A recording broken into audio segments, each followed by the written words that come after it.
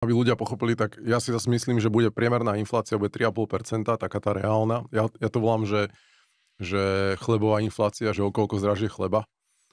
A to je vlastne, že ak dám, že chlebová inflácia je 3,5%, tak na 40, to znamená, že chleba bude stať 4-krát toľko, čo dnes. Hej, čiže v zásade, ak dneska chleba stojí euro 50 polkilový, tak koľko som povedal, že to bude?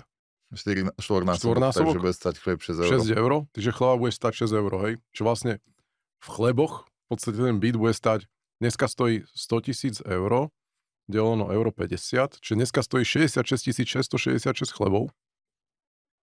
A potom bude stať rovnako.